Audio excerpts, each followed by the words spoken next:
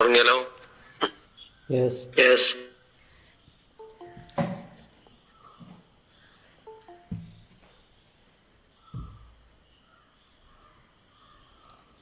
അൽഹംദുലില്ലാഹ് വസ്സലാത്തു വസ്സലാമു അലാ റസൂലില്ലാഹി വഅലാ ആലിഹി വസഹ്ബിഹി അജ്മഈൻ. പ്രിയ സഹോദരി സഹോദരന്മാരെ, അസ്സലാമു അലൈക്കും വറഹ്മത്തുള്ളാഹി വബറകാതുഹു. അല്ലാഹു നമ്മുടെ ഈ ഒരുമിച്ച് കൂടൽ സ്വാലിഹാമലായി സ്വീകരിക്കുമാറാവട്ടെ. ഈ ഒരു ദിവസം ഏറ്റവും നല്ല ഒരു ദിനമാക്കി അല്ലാഹു മാറ്റി തീർക്കുമാറാവട്ടെ. നബി സല്ലല്ലാഹു അലൈഹി വസല്ലം ഒരിക്കല് സഹാബികളോട് ചോദിച്ചു, അലാ ഉഖ്ബിറുക്കും ബിഖൈരിക്കും മിൻ ശർരിക്കും, നിങ്ങളിൽ ഏറ്റവും ഖൈറായവരാരാണ്, ഏറ്റവും ഷർറ് ആയ ആളുകളാരാണ് എന്ന് ഞാൻ പറഞ്ഞു തരട്ടെയോ? അപ്പോ അവര് പറഞ്ഞു, അതെ. നബി സല്ലല്ലാഹു അലൈഹി വസല്ലം പറഞ്ഞു കൊടുത്തു, ഖൈറുക്കും മൻ യുർജാ ഖൈറുഹു വയുഅ്മനു ശർറുഹു, നിങ്ങളിൽ ഏറ്റവും ഉത്തമർ എന്ന് പറഞ്ഞാൽ അവനിൽ നിന്ന് നന്മ പ്രതീക്ഷിക്കപ്പെടുകയും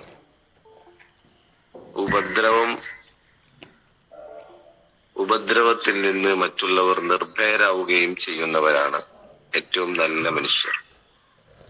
വശർറുക്കും, നിങ്ങളിൽ ഏറ്റവും മോശമായ ആളുകൾ മൻ ലാ യുർജാ ഖൈറുഹു വലാ യുഅ്മനു ശർറുഹു, അതിന് നേരെ വിപരീതം, അഥവാ ഒരാളിൽ നിന്ന് നന്മ പ്രതീക്ഷിക്കാതിരിക്കുകയും തിന്മയിൽ നിന്ന് മറ്റുള്ളവർ നിർഭയരാവാതിരിക്കുകയും ചെയ്യുന്നവരാണ്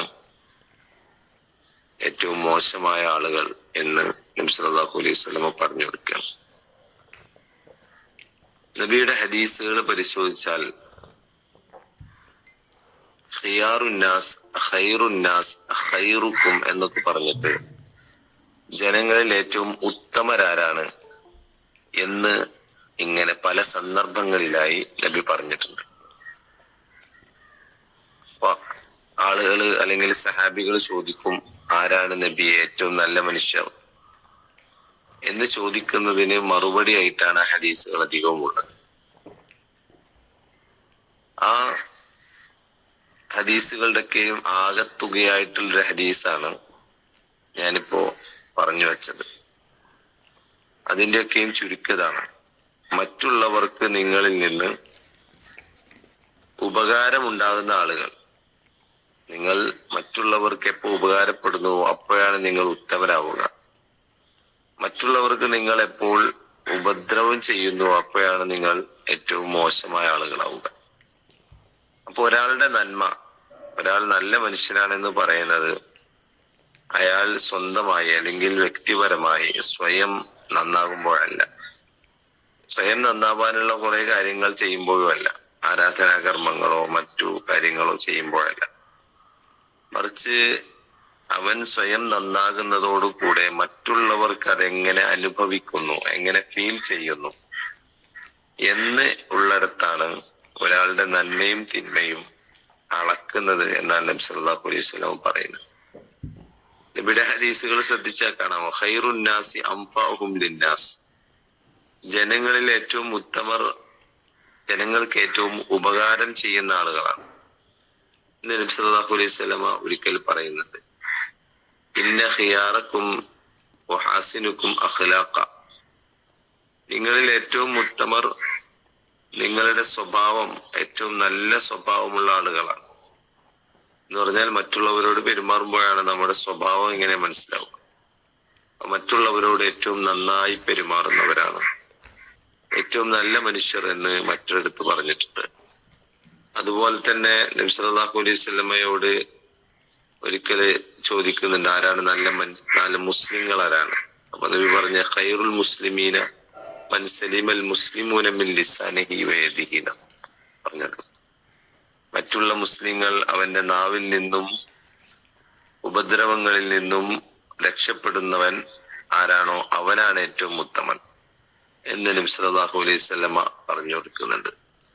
അതുപോലെ തന്നെ ഖൈറുക്കും മൻ അത്അമ അത്അമ വറദ്ദ സലാം, നിങ്ങളിൽ ഏറ്റവും ഉത്തമൻ മറ്റുള്ളവർക്ക് ഭക്ഷണം കൊടുക്കുകയും അതുപോലെ സലാം അടക്കുകയും ചെയ്യുന്നവരാണ് എന്ന് നബി സല്ലല്ലാഹു അലൈഹി വസല്ലം ഒരിക്കല് പറയുന്നുണ്ട്. അതുപോലെ തന്നെ ഖൈറുൽ അസ്ഹാബി ഇൻദല്ലാഹി തആല ഖൈറുഹും ലിസാഹിബിഹി വഖൈറുൽ ജീറാനി ഇൻദല്ലാഹി ഖൈറുഹും ലിജാരിഹി, നിങ്ങളിൽ ഏറ്റവും ഉത്തമർ അള്ളാന്റെ അടുത്ത് ഏറ്റവും ഉത്തമർ എന്ന് പറഞ്ഞാല് തന്റെ കൂട്ടുകാരോട് ഏറ്റവും നന്നായി പെരുമാറുന്നവരാണ്.